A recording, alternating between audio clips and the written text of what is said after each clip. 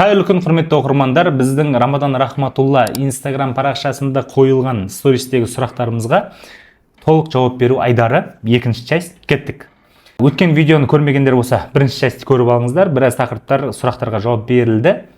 Лайк басып, өз ойларыңызды жазып, сұрақтарыңызды жазып кетсеңіздер болады, бірге талқылаймыз. Бірінші, социалдық тревожность бар дейді. Адамдармен араласқанда жаман нәрсе болып қалатындай болады дейді.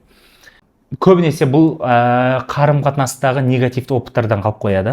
Қорқыныш, бала шақта қалауларын айта алмау, отбасыда ұрыс-керіс атмосферасын көп көруі сияқты нәрселер. Өйткені біздің қарым-қатынаста өзімізді еркін сезінуімізге, қауіпсіз сезінуімізге, әкемізге қатысты ішкі триггерлеріміз, ішкі претензияларымыз кері әсер етеді. Ал әкемізді дұрыс қабылдауымыз жақсы сенімділікке алып келеді. Ал сол қарым-қатынастағы түсіністік, мейірім, забота деген нәрселер, яғни тіл табысып кету тақырыбы, ол анамызды дұрыс қабылдаудан келеді. Сондықтан біз бәріміз әке-шешемізді құрметтейміз. Ешкім әке-шешені жамандайды деп тұрған жоқ. Психологияда әке-шешені жамандау деген атымен жоқ. Бұл жерде причинно-следственный связь, яғни не нәрсе неден болуы мүмкін дегенді зерттейді ғылым, яғни біздің әке-шешеміз біздің ішкі тұлғалықтың тірегі болады. Егер де сіз өзіңізді тұлға ретінде басқа тұлғалармен қарым-қатынас барысында нашар сезініп қалсаңыз, сенімсіз сезініп жатсаңыз, немесе тіл табысу қиын болып жатқан болса, біліңіз, сіздің миыңыздағы әке және ана деген образ бар. Өмірдегі әке-шешеге тиіспейміз. Образдағы қателіктерді тәубе етіп ауыстырсаңыз болады үйде. Немесе біздің талдауға келіп, сол нәрселерді жеке консультацияда шешіп алуға болады. Немесе арнайы аудиотерапиялар бар, бізде ата-анамен сепарация деген тақырыптар. Бұның барлығы өмірге қатты әсер етеді. Өйткені біздің өткен шақтағы оқиғалар біздің қазіргі программаларымызды қалыптастырады. Сенімдерімізді, убежденияларымызды, ал қазіргі сіздің сеніміңіз, убежденияларыңыз, қазіргі сіздің сапалы шешім, сапалы әрекеттерге әсер етеді. Соған қарай сіздің өміріңіз либо сапалы, либо сапасыз болып, болашақты сіз өзіңіз құрып атасыз, яғни әсер етіп атасыз. Ал бүкіл веткіні, болашақтағы мүмкіндік варианттардың бәрін Алла Тағала бізге рұқсат беріп қойған, бүкіл мүмкіндіктер бар. Қайсысын қолданатыныңызды сіздің өткен шақтағы программаларды реттеу арқылы, қазіргі ішкі программа жақсарып, сеніміңіз, энергияңыз жақсару арқылы болашағыңызды сіз құрасыз. Бір моменттегі адамды өзгерту үшін біз өткен шақтағы өз көзқарастарымызды өзгерту міндетті. Бұны эпигенетика ғылымы дәлелдеп тастаған. Келесі, ақша жайлы сөйлескім келіп жүр дейді. Сұрақ нақты емес, сол үшін сапалы сұрақ қойып үйреніңіздер. Бірінші частьта біз ақша туралы айтып өттік. Ақша адамның алмасу құралы. Егер де сізде ақша аз болып жүрген болса, түсінемін, бірақ біздің ұстаздарымыз айтады, жалпы шариғат жағынан да, психологиялық жағынан да, кемі $500, $1000, $2000, даже $4000, $5000 дейін сіз қара жұмыспен таба аласыз негізі. Мына рынокта сіз қара жұмыспен, яғни қара жұмыс деген қандай мағынада? Қатты бір дипломсыз, қатты бір нәрсе оқымай-ақ әрекетпен, еңбекпен табуға болады. Егер сол тапқан табысыңызды сіз өзіңіздің оқуыңызға, білім алуыңызға, компетенция жинауыңызға, ішкі қорқыныштарыңызды жеңуіңізге, психологиялық тұрақтылығыңызға арнасаңыз, сіз ары қарай да дамып үлкен табыстарға жете бересіз. Сондықтан да мен өзім есімде бір студент кезім, төртінші курс оқып жүрмін, уже мен донер сатып көргем бір жыл официант болып жұмыс жасап көргем, админ болып жұмыс жасап көргем, и соңғы 2 жыл строительный компанияда жұмыс жасап жүрген кезім. И сол кезде мен бір досым сұрақ қойды. Рамазан дейді маған, неге біздің қалтамызда ақша аз дейді. Өте керемет сұрақ, Мен кәдімгідей ойландым сол кезде. Досыммен бірге Астанада, Правоберекте, Абылайхана жақта жүрміз. И ойланам, білесің ба досым дейді, негізі біздің ақша, мен сол кезде бір кітаптан оқығанмын. Біздің қалтамызда ақша жоқ емес деймін да. Просто біздің ақшамыз басқа адамдардың қалтасында жүр деймін да. Қалай сонда дейді досым. Себебі ақша жоқ болып кетпейді ғой деймін да. Себебі олар бізге құндылық беріп, донер сатып жатыр, басқа сатып жатыр, біз оны сатып алып, оларға ақшамыз беріп жатыр. Яғни біздің ақшамыз олардың қалтасында жүр. Енді біз сұрақты дұрыс қоюымыз керек. Менде неге ақша жоқ емес? Мен қалай осы адамдардың қалтасында ақшам менің қалтамға келу керек? Ол үшін мен бұл адамдарға қалай пайдалы бола аламын? Шын мәнінде алдап емес, шын мәнінде олардың қандай запростарын шеше аламын? Қандай мәселелеріне пайдалы боламын деп. Солай бір-бірімізге біз екеуміз жауап бердік. Сол күннен бастап екеуміз жақсы өз бағытымызды, өмірдегі өз орнымызды тауып кеттік. Вроде қарасаңыз қарапайым студенттің бір-біріне қойған сұрағы әзіл ретінде, бірақ түбі біздің өмірімізде ақшаға қатысты өз бағытымызды дұрыс тауып, ақшаның формуласын дұрыс түсінуге жақсы көмектесті. Келесі, 4 жылдан бері нервный тик бар дейді. Сол жақтағы көзім еріксіз жыбырлап тарта береді дейді. Так, жалпы бір пайғамбар медицинасын зерттеген бір кісі бар, Табарани деген, соның өзі айтады. Мынау адамның көзі де тіпті тамыры да тартпайды дейді, егер ода күнә болмаса дейді. Шариғи көзқараспен айтатын болсақ, енді ұстаздар, мен шариғат маманы емеспін, ұстаздарымыздың айтуымен, кітаптардан оқығанмен айтып жатырмын, адамда өзінде қателік болмаса, өзінде восприятиесінде қате болмаса, өзінде бір іштей өзі кешіре алмай жүрген ішкі стресс болмаса, тамыр да тартпайды деп жатыр. Яғни оның шешімі тәубеде адамның өз-өзінің сол тақырыпты тауып, сол тақырыпта ішкі напряжениені, кернеуді жіберуі. А енді мен өзімнің мысалымен түсіндірейін осыны. Нервный тик, жалпы адамның бетін жыбырлауы, белгілі бір адамды кешіре алмай қалу, сол туралы жаман ойлау, белгілі бір адамның алдында сен оған ұрысқың келеді, қатты айтқың келеді, бірақ маскаңды сақтау үшін үндемей қаласың, бірақ ішіңде ашу сені мазалап баратыр. Немесе белгілі бір салада бір қателіктер жіберіп жатсың, бірақ өз қателігіңді көргің келмейді, және басқалардың көргенін қаламайсың. Жақсы адам, жақсы кәсіпкер, жақсы маман деген маскаңды сақтауға тырысасың. Сол кезде жаңағы сенің әлсіздігіңді көрсетіп қойған адамға деген сенде ашу пайда болады. Сенің шындығыңды айтып қойған адамға деген ашу пайда болады. Маскаңды жоғалтып аламын деген. Сол кезде сен бетің тартып бастайды. Сол жақ болса әйел адам, оң жақ болса ер адамға қатысты отношение. Іздеп көру керек, талдауға келсеңіз болады. Нервный тикта менде бір мысал бар. 2023-те умрада жүрмін. И вроде ұзақ уақытқа кеткем, 15 күнге кеткем. Командада бір проблема болып қалды. Біздің клиент келген, командада офиста ешкім болмай қалған, ол клиентпен 3 рет келісілген нәрседе кездесу болмай қалған, ол клиент маған жазады, мен оған ашуланам, умрада жүрмей десе. Мен оны ашуланып, командада 5-6 адам бар, сол жерде жүрген, бәріне айқайлам, ұрсам енді WhatsApp-та неге істемейсіңдер, неге қабылдамайсыңдар, неге бір клиент келіскен қабылдай алмайсыңдар деп.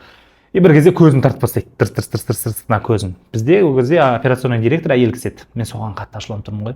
Неужели менсіз жұмыс жасай алмайсыңдар деп, бір өзіме қатталып қалып тұрмын ғой. Менсіз ештеңе жүрмейді екен деп, оларға доверить ете алмай тұрмын. Негізі мен ситуацияның ішіне детально кірмегенім болып тұр, асығыс шешім шығарғаным болып тұр, ана адам туралы жаман шешім шығарғаным болып тұр да, ол әлсіз, ол шеше алмады деген сияқты. Ашуланып тұрмын, еще ашуымды көрсетуге өзім маска ұстап тұрмын. Мен умрада жүрсің, қатты ашуланамайсың да. Сөйтіп қоймай қойды. Бір күн, 2 күн. Мен сұрақ қойып бастадым өзіме. Мен психосоматолог емеспін ба? Қой, нервный тиктің несіне қарайын, тәубе етіп бастадым. Қоймайды, бәрібір қоймайды. Уже 3-ші күні сол мен жаман ойлаған адамға звондадым. Өзіміздің директорге. Пәленше оқиғаны нақты айтып бер, әйтпесе мен саған қатты ашуланып тұрмын. Мен ашуланғанымды саған көрсетуден ұялып тұрмын, потому что әлсіз болып қалудан қорқып тұрмын. Мына жақта мен умра істеп жүріп, ашулануға өзіме рұқсат бермей жатырмын. Ситуацияны маған толық түсіндіріп бер, неге бұлай болды деп түсіндірем. Ол айтады маған, негізі сіз дұрыс түсінбей ерте шешім шығарып тастадыңыз. Ол кісі осылай болды, біз осылай болды деп ситуацияны толық түсіндіріп берді, детальдарын. Оказывается, бәрі жақсы екен. Мен просто уайымдап жатыр екенмін, мен просто қате түсініп қалған екенмін. Сөйтіп жіберіп, мен ана кісіден кешірім сұрадым. Кешір, мен сен туралы жаман ойлап қалыппын. Сөйтіп ашуланып кетіппін. Сөйтіп өзіме ашуға рұқсат бермегендіктен ішімдегі қысым, стресс, жаңағыдай нервный тик болып шықты. Мен сол тақырыпқа тәубе етіп, ана адамға сезімін жеткізіп, кешірім сұрап, ситуацияны шешкен кезде, жіберген кезде ішімнен нервный тик сразу қойды. Өзім таң қалдым. 2 күн тәубе етіп жүрмін, бірақ басқа нәрселерге де, үйткенім ба, бүйткенім ба, басқа нәрселерге тәубе етіп жүрмін, кетпейді. Ал сол нервный тиктің психосоматикасындағы ситуацияға ашық сөйлесіп, сол ойымды ауыстырып, сол адамнан кешірім сұрап едім, бірден кетті. Сол үшін де бұл нервный тикпен ұзақ жүруге болмайды. Бірден қай жерде, қашан пайда болды, қандай оймен, кімге қатысты пайда болды, бірден шешіп алған дұрыс. 18 жастағы баламның тәрбиесі бойынша сұрақ қойғым келеді деген, бірақ сұрақ қоймаған. Жалпы балаларға қатысты, подростықтарға қатысты айтатын болсақ, былай, көбінесе ата-аналар балам айтқанын тыңдамай кетті, жаман бұзық балдарға қосылып кетті, оқымай қойды, университет тастайын деп жатыр, ойнай береді, телефон шұқылай береді, түнімен компьютер ойнайды, үйлен деп үйді дайындап қойдық, бірақ үйленбей жүр, қашып жүр, біз тыңдамайды, ішіп кетті, шегіп кетті деп атады да. Мен оларға айтам, не істей алам дейді олар. Мен айтам, біріншіден ол подростық баланың саған деген подсознательный бунты. Яғни кезінде маған внимание жетпей қалды, мені бауырыммен салыстырдың деген сияқты. Сен өйтіп салыстырмасаң да бала сөйтіп қабылдап қалуы мүмкін. Сөйтеді саған бейсаналы түрде бунт жасайды. Маған вниманиені осылай бер дейді, жаман балаларға қосылады деген сияқты. Не істеймін дейді ата-аналар. Мен айтам, болды, ол бала балиғат жасына асып кетті, сен оған қатты әсер ете алмайсың. Сен әсер ете аласың тек қана контроліңді жіберу арқылы. Сол кезде ол ойланып, өзінің қателіктерінен сабақ алып, маңдайы әр жерге тасқа тиіп, менікі қате болыпты ғой деп өзіне жауапкершілік алып, бір 3 жыл мен 7 жылдың арасында по-любому ол өз-өзіне оралады. Мысалға 13 жаста темекі шегіп бастады ма, бір 3 жыл мен 7 жылдың арасында 20 жасында ол өз-өзіне келеді, бәрібір өмірінің өзіне жауапкершілік алып кетеді. қашан сен сол 13 жаста сразу жіберсең. Көбінесе не үшін ата-аналар жібере алмайды оны? Себебі оның басын маңдайын тасқа ұрғанын қаламайды, оның полицияға ұсталғанын қаламайды, оның түрмеге түсіп қалғанын қаламайды, оның минусқа кетіп қалғанын қаламайды, иә. Яғни баласын жамандыққа қимай тұрады. Барлық ата-ана қимайды. Бірақ мен айтамын да ата-анаға, сен не істей аласың деймін да. Ешкім емессің ғой сен, балаң барып бүгін кетіп қаламын десе, 4-5 күн деп итақта үйіңе қонбай кетіп жатыр ғой деймін да. Иә дейді, шынымен де әсер ете алмай жатырмын ғой, бостан босқа өзім давление болып жатырмын дейді. Мен айтамын, сені балаңа қатысты контроліңді жібермеуің балаңа одан сайын бунт жасауға себеп болады. Не істеймін енді дейді. Мен айтамын, сен балаң сол кезде барып ұрынып қалса өзіңді қалай сезінесің десем, балам әлсіз болып қалады ғой дейді да. Мен айтамын да, сен өзіңе бала кезіңде, сен өзіңе жас кезіңде әлсіз болып қалуға рұқсат бермегенсің. Сенің ішіңде бар сол травма. Сенің ішіңдегі сол жан жараны сен белгілі бір оқу арқылы, еңбек арқылы сенің заманыңа сай сен дәлелдеп шықтың, әлсіздігіңді жеңіп. Бірақ ол әлсіздікті ішіңнен алып тастай алмадың. Енді сен тура сол әлсіздікті балаңа проекция жасавасың. Енді балам әлсіз сезініп қалмасын деп бүйтіп жаны жүріп, оны бүйтіп алақанынан ұшырмай жатсың балапанды деймін да. Сен қаншалықты бүйткен сайын оны қанат қатаймайды деймін да. Не істеймін жіберу үшін дейді. Мен айтамын, балаң емес, сен кел деймін да. Сен кел, давай, сенің ана контроль жібермей жатқан қорқынышыңмен жұмыс жасайық. Сөйтіп біз ана ата-ананың ішіндегі балалық шақта өзінің қорқынышы, жас кезінде өзін нашар сезініп қалған, бейшара сезініп қалған, керек емес сезініп қалған, түрлі туысқандармен салыстырып қалған, дәлелдеймін деген бір травмалар бар ғой. Соның бәрін шешіп, өкініштерін бәрін жіберіп, өз-өзін қабылдатқан кезде ата-анасын ол баласына қатысты спокойно жібереді бүйтіп ше. Ей, Құдайға доверие етемін, мен балам бәрі жақсы болады деген жүрегіндегі сенімге еріп бастайды. Жаңа басындағы контрольға емес, жүрегіндегі сенімге. Сол кезде ана бала, үйдегі подросток, ана ата-анаға уже тыңдап бастайды. Сезеді, даже үндемесе де, мен ата-анам маған неужели контроль жасамай қалды? Неужели мен анам маған довериемен қарап бастады? Оларға сол керек болып жатыр ғой, бала кезден жетпей жатқан нәрсе сол ғой. Сөйтіп ол жайлап сенімен сөйлесіп бастауы мүмкін. Қатты ашық сөйлесіп кетпесе де, мынандай болып жатыр деп қиындықтарын айтуы мүмкін. Сол кезде жайлап психологқа бағыттап барасың ба деп ұсыныс жасап көру керек. Сені мазалап жатқан тақырыптармен көмектеседі. Қаласаң бар, қаламасаң өзің біл. Ақша жағын уайымдама. Көбінесе подростктар әке-шешесінің ақшасын уайымдайды. Ана әке-шешесі экономда деп ұрса бергенге қорқып қалған ғой. Сол үшін біз айтуымыз керек балаға.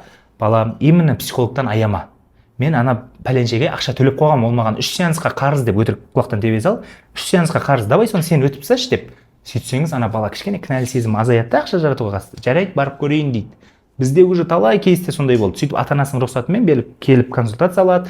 Жаңағы ағылшын жаман оқып қалдым, ана пәленшемен түрін салыстырып қалдым, өгірейіма бүйтіп қалдым, ана балдар біткен кезде әлсіз сезініп қалғым келмеді деген ішіндегі түрлі әлсіздіктерін проработка жасап тастаймыз.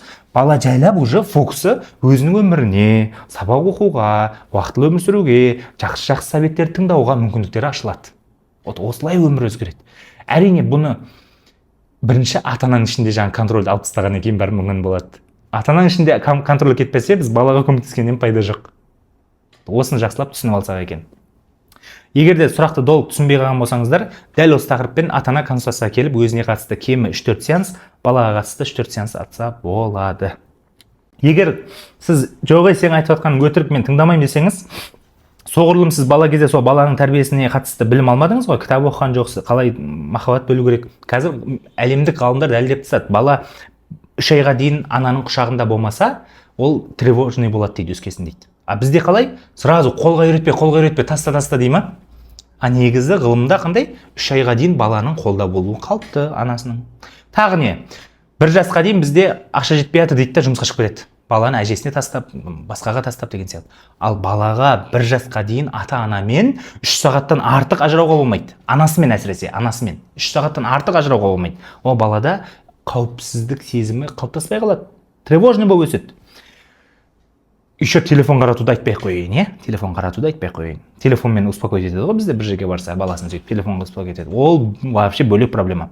Бала 3 жасқа дейін 1 күннен артық, даже 1 күн түнгі уақытқа анасы тастап кетуіне болмайды. Даже бір жағдайлар болып қалып тастап кетсе де қасында әкесі болу керек. Басқа біреуге тастап бізде кете береді. Тойға кеттім деп әке-шешесі екеуі 3-4 күн деп кетіп қала салады, қыдырып келемін деп, шетелге кеттім деп. Ана балада сен қауіпсіздік сезімін сындырып тастайсың. Бала 3 жасқа дейін оның психикасы қалыптаспайды, мен деген бөлек. Енді толық қалыптасу, конечно, балиғат жасында, бірақ 3 жасқа дейін бір этапта ол қауіпсіздік қалыптастырып алсын. Тиіспе. Ұзақ уақыт қалдырма. Өзіңмен алып жүр қиналсаң да. 3 жастан кейін уже 2-3 күн деп қалдыруға болады. И то келсе отыра баламен. Балам, мен мына жерге барып келем, 3 күннен кейін келем деген сияқты сөйлесіп, түсіндіріп, бізде ол нәрсенің бәрі болмаған ғой біздің үйдегі балаларға. Сол үшін ол подросток болған кезде сен ішіндегі қауіпсіздік сезімі жоқ, тревожностьқа беріліп жатыр, басқаға беріліп жатыр. Соның бәрі бунт болып шығады. Егер осы кезде сен әлі де психологияға, ғылыми жағына ізденіп, біздің шариғатымыз ұсынған нәрсе ғой, ғалымдарды тыңдау, өзіңнің жаңа психика қалай жұмыс жасайды соны іздену бізге парыз мұсылмандарға. Сен сонда да білім алмай жүре берем десең, біздің достарымыздан көріп жатырық. Сондай подросток кезінде әке шешесін тыңдамаға қойған достарымыз, бұзықтар балдарға қосылып кеткен достарымыз қазір 27, 28, 30 жасқа келіп енді өз-өздеріне келіп жатыр. Ата-аналары уже 18 жасында бұл баланың давление болып, бір-екеулері қайтыс болып кетіп ата-анасы немесе қатты ауырып қалғандары көп та. Өйткені 13 жасынан 18 жасқа дейін баласын өзгертем дегенмен жүргенде 5 жыл бойы. Жоқ, өзгерте алмайсың, сен құдай емессің, бұл бітті, бала қалыптасып кетті солай. Қаншалықты сен баланы қой бересің контрольді, довериеге бересің, құдайға дұрыстыға жасайсың, соншалықты ішіңдегі контроль жіберген кезде, соншалықты бала жаңа 7-8 жылдық этабы бар ғой өзіне жауапкершілік алу этабы, соны тезірек өтеді. 13 жасында сразу жіберсең, 20 жасында уже жауапкершілік алып кетеді өз-өзіне, өз өміріне. Егер жоқ 13 жасына жібермей 20 жасында жіберсең, примерно 27 жасына келгенде ол жауапкершілік алып бастайды. Менің байқаған тенденциям бұл, бір жазылып қойған қатты формула емес, әркімде әртүрлі. Біреу өзі дұрыс адамдар дұрыс ортаға кіріп, 2-3 жылдың ішінде өзіне жауапкершілік алып кетуі мүмкін. Но шарт ата-анасы контрольді жіберу керек. Контроль деген түсініңіздер ғой, психологический контроль туралы айтып жатырмық біз. Психологический насилие туралы айтып жатырмық. Осымен бүгінгі сұрақтарды аяқтайық. Келесі частьта қалған сұрақтарды талқылаймыз. Дәл бүгінгі тақырыптар сіздің жақыныңызда болған болса, ойыңызды бөлісіп төменде комментарий жазып кетіңіз, сұрақтарыңызды жазып кетіңіздер. Келесі частьтарға сол сұрақтарды қосып бастаймыз. Лайк қойыңыздар. Осы видеомен жақындарыңызбен бөліссеңіз де болады.